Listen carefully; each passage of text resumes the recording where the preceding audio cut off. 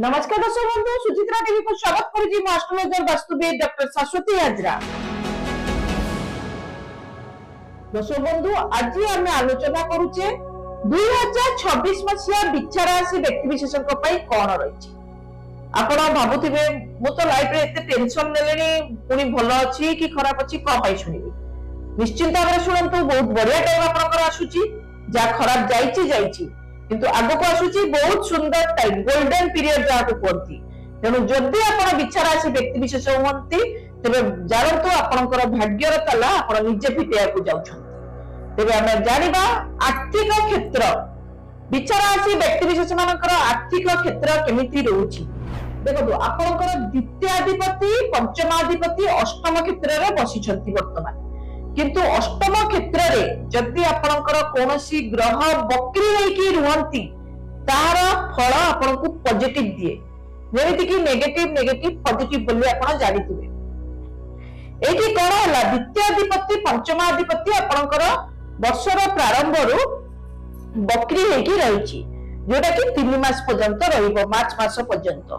तापर आपनकर टिके 2 मास टिके प्रॉब्लम फेस करिया को पड़ी पारे आर्थिक क्षेत्र रे। मात्र आर्थिक क्षेत्र स्टार्टिंग 3 मास और तापर जून मास परे बहुत बढ़िया पीरियड आरंभ हो जाउची। जून मास परे को पई भलो पीरियड आरंभ होउची। जून मास परे बृहस्पति आपनकर भाग्य क्षेत्र को जिबे और कर्कट राशि रे बृहस्पति जदि भाग्य क्षेत्र होई थाए ताहा आपनकर कोनती आपनकर लटरी लागिला भलिया सिचुएशन आनी दिए। तेनो ए जो पीरियड आपनकर आसुची आर्थिक क्षेत्र रे बहुत भलो पीरियड नै कि आसुची ए वर्षटा। तेनो आपण बिल्कुल व्यस्त हो दरकार नै।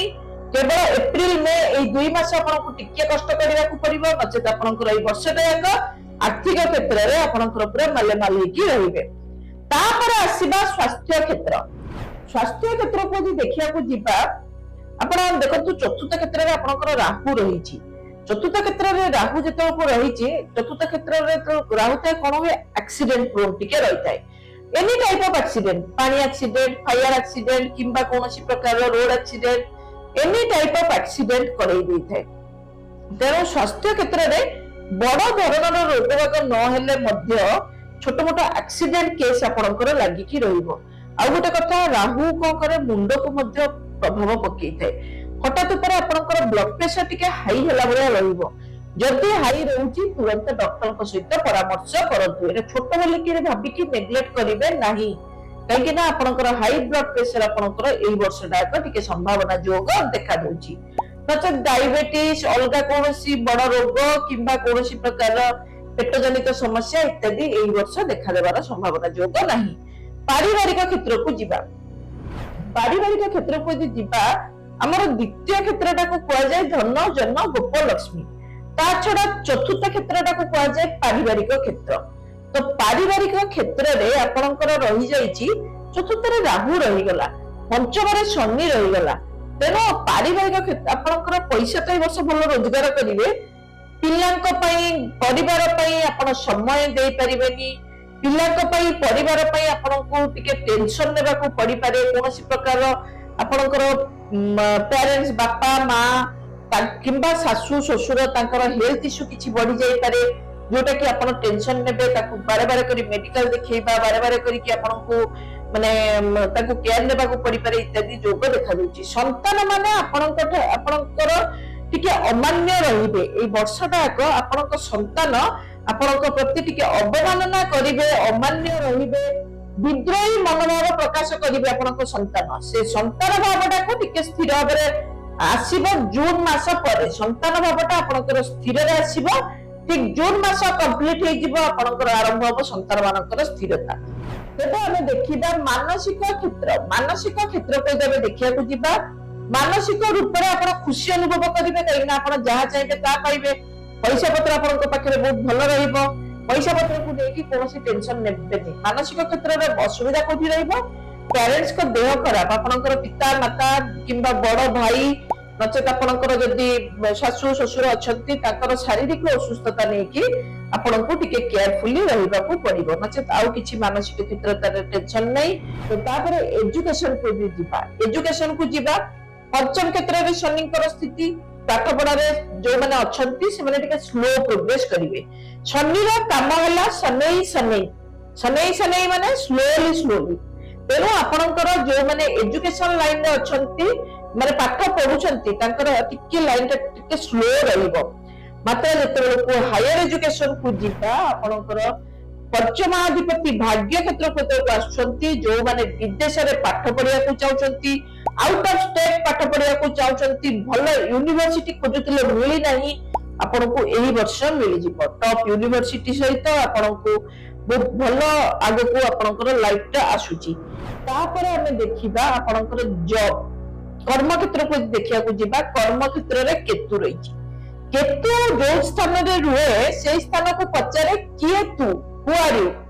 ତେବେ ଆପଣଙ୍କର କର୍ମକ୍ଷେତ୍ରରେ ଯେହେତୁ କେତୁଙ୍କର ସ୍ଥିତି ରହିଛି, କର୍ମକ୍ଷେତ୍ରରେ ଆପଣଙ୍କର ମାନେ ଗଦ ଭଳିଆ ତ ଖଟିବେ କିନ୍ତୁ ରେଜଲ୍ଟ ସେଇ ଅନୁଯାୟୀ ଟିକେ କମ ରହିବ। ତେଣୁ ଆପଣଙ୍କର କର୍ମକ୍ଷେତ୍ରର ସ୍ଥିରତା ପାଇଁ ଆପଣଙ୍କର ଯଦି ପାରୁଛନ୍ତି କୌଣସି କମ୍ବଳ କିମ୍ବା ଚପଲ ଆପଣ ଦାନ ଦିଅନ୍ତୁ କାହାକୁ। ସେଇଟା କର୍ମକ୍ଷେତ୍ରର ସ୍ଥିରତା ପାଇଁ କହିଲି। ମେନ୍ ପ୍ରତିକାରକୁ ଆଗକୁ ଆସିବା। ଏବଂ କର୍ମକ୍ଷେତ୍ରରେ ଆପଣଙ୍କର ଯଦି ପାରୁଛନ୍ତି ଗୋଟେ ଗଣେଶଙ୍କର ଫଟୋ ରଖିକି ଯୋଉ ସ୍ଥାନରେ ଆପଣଙ୍କର ଜବ ରହିଛି ଗଣେଶଙ୍କର ଫଟୋ ସେଇ ସ୍ଥାନରେ ରଖିବେ। ଦୁବ ପତ୍ର କିଛି ପ୍ରତ୍ୟେକ ଦିନ ଅର୍ପଣ କରନ୍ତୁ। ତାପରେ ଆମେ ଆସିବା ବିଜନେସ କୁ। ଏଇ ବର୍ଷ ଆପଣଙ୍କର ବିଜନେସ ରେ ଛକା ଚୌକା ମାରିବାର ବର୍ଷ। ବିଜନେସ ରେ ଆପଣଙ୍କର ଗ୍ରୋଥ ହିଁ ଗ୍ରୋଥ। ଆପଣ ଯେଉଁ ବ୍ୟବସାୟ କରିବେ ବା କରୁଛନ୍ତି ସେଇଥିରେ ଆପଣଙ୍କର ଉନ୍ନତି ଆପଣଙ୍କୁ 100% ଭାଗ ମିଳିବାର ସମ୍ଭାବନା ଯୋଗ ରହିଛି। ଏବଂ ଆପଣଙ୍କର ନୂତନ ବିଜନେସ ଯୋଉମାନେ ମଧ୍ୟ ଟ୍ରାଏ କରୁଛନ୍ତି କରିପାରି ନାହାନ୍ତି, ଜୁନ ମାସରୁ ଆରମ୍ଭ କରିଦିଅନ୍ତୁ। ତେବେ ନିଶ୍ଚିନ୍ତ ଭାବରେ ଭଲ କରି ବିଜନେସ ଆପଣଙ୍କର କରେଇ ପାରିବେ। ତେବେ ଦର୍ଶକ ବନ୍ଧୁ ଆସନ୍ତୁ ଆମେ ଜାଣିବା ବିଛା ରାଶିର ନାରୀ ମାନଙ୍କର କେମିତି ରହୁଛି। ବିଛା ରାଶିର ଯୋଉମାନେ ମହିଳା ମାନେ ଅଛନ୍ତି ସେମାନେ ଏମିତିରେ ଲକ୍ଷ୍ମୀଯୁକ୍ତା। କାହିଁକି ନା ବିଛା ରାଶି ଆପଣଙ୍କର ବିଛା ହଉଛନ୍ତି ମା ଲକ୍ଷ୍ମୀଙ୍କର ଗୋଟେ ବାହନ ବୋଲିକି ଆମେ ଜାଣୁ, ଯୋଉଟା କି ଆମର ପେଚା ବୋଲିକି ଜାଣୁ ଏବଂ ବିଛା ମଧ୍ୟ ଗୋଟେ ବାହନ। ତ ଏଇ ବାହନ ଯୋଉମାନେ ବିଛା ରାଶିର ବ୍ୟକ୍ତି ବିଶେଷ ମାନେ ଅଛନ୍ତି ତାଙ୍କ ଭିତରେ ଯୋଉମାନେ ମହିଳା ମାନେ ଅଛନ୍ତି ସେମାନେ ଓରିଜିନାଲି ବହୁତ ଗୁଡ ଲକ୍ ନେଇକି ଆସିଥାନ୍ତି। ତ ବିଛା ରାଶି ମହିଳା ମାନଙ୍କ ପାଇଁ ଏଇ ବର୍ଷ ଆପଣଙ୍କ ପାଇଁ ଶୁଭ ଫଳ ନେଇକି ଆସୁଛି। ଯଦି ଆପଣ ମହିଳା ଅଛନ୍ତି ଆପଣଙ୍କର କୌଣସି ଭଲ ଜିନିଷ କିଣିବା, କୌଣସି ଅର୍ଣ୍ଣାମେଣ୍ଟ କିମ୍ବା ଗାଡି କିମ୍ବା ଭୂମି ଇତ୍ୟାଦି କ୍ରୟ ଯୋଗ ମଧ୍ୟ ଆପଣଙ୍କର ଦେଖଉଛି।